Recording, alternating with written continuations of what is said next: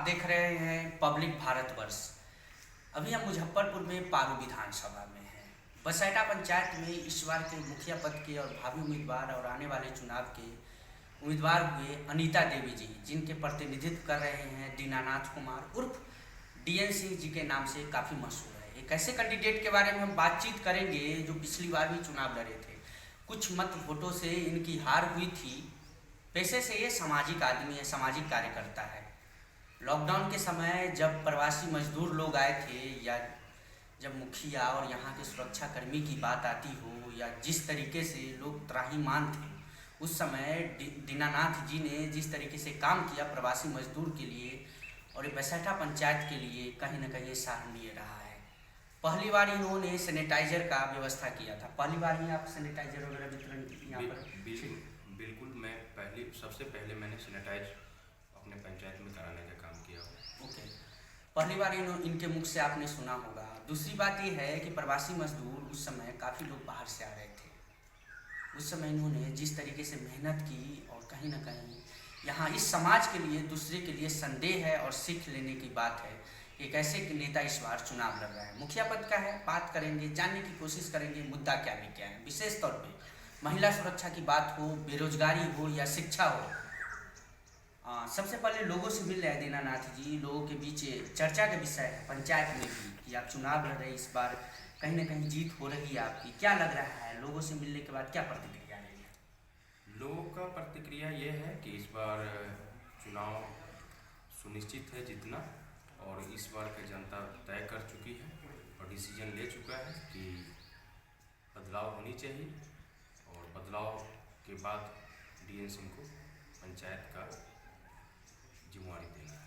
पंचायत का जिम्मेदारी देना है। दूसरी बात ये है, जब फर्स्ट टाइम लॉकडाउन लगा, लोगों से हमें सुनने को मिला, हमने इंट्रो में बताया, फर्स्ट बार लॉकडाउन लगा उस समय काफ़ी लोग घर में थे। घर से बाहर निकलने के लिए लोग सोचते थे कि आज बाहर निकलेंगे कोरोना हो जाएगा, कल निकलेंगे कोरोना हो जाएगा। लेकिन उस टाइम आपने बाहर निकला और पंचायत में सैनिटाइज वगैरह किया और प्रवासी मजदूर को लाने के लिए आपने कड़ी मेहनत की।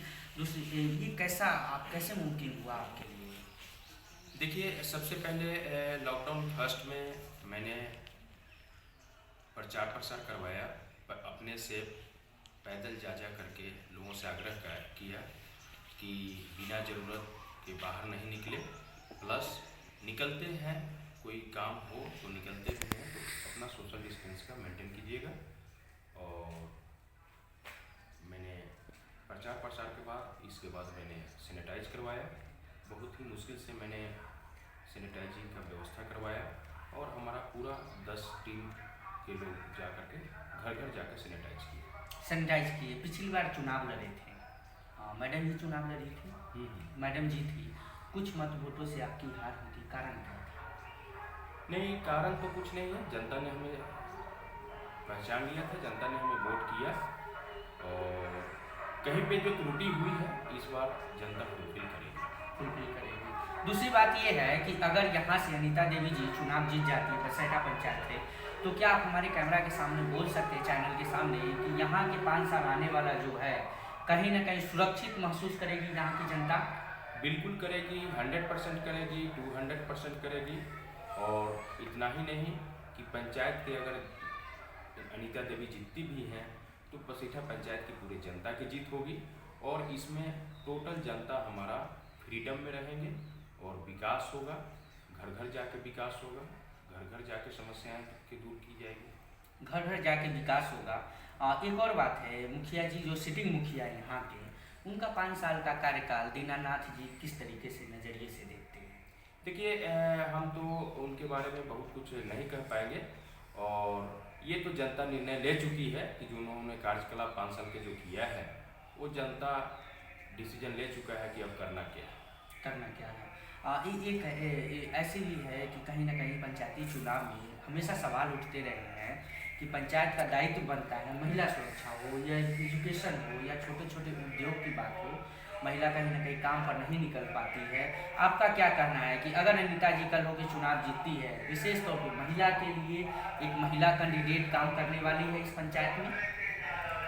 बिल्कुल, हम लोग समाज सेवा करने के लिए बहुत पहले माइंड मेकअप कर चुके हैं। आज हम कर रहे हैं उसमें हर पहलू पर मेरे को ध्यान है।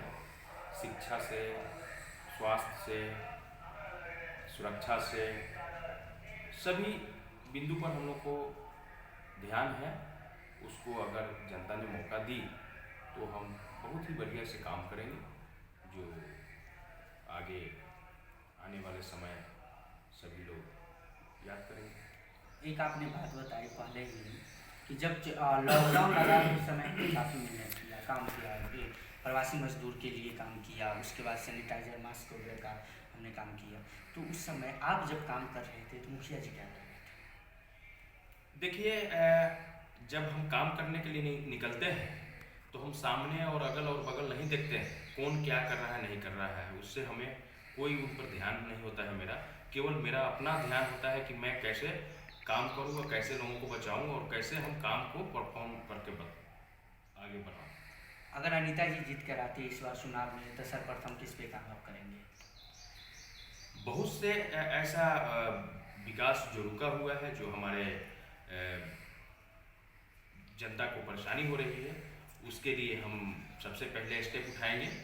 जो भी त्रुटि है, जैसे राशन कार्ड का अभी तक लोगों को पूरी तरीके से राशन कार्ड उपलब्ध नहीं हुआ है, विधवा पेंशन नहीं हुआ है, वृद्धा पेंशन नहीं हुआ है, इंदिरा आवास हुआ है, बहुत से लोगों को नहीं हुआ है। उसमें काफ़ी हद तक मैंने पैसा कमीशन लेके होता है, वो सब पर हमारा ध्यान रहेगा। कमीशन की बात की, भ्रष्टाचार काफ़ी है। देखिए, भ्रष्टाचार तो जनता एक जनता जान चुका है और उसी भ्रष्टाचार को ख़त्म करने के लिए मैं आप आ रहे हैं।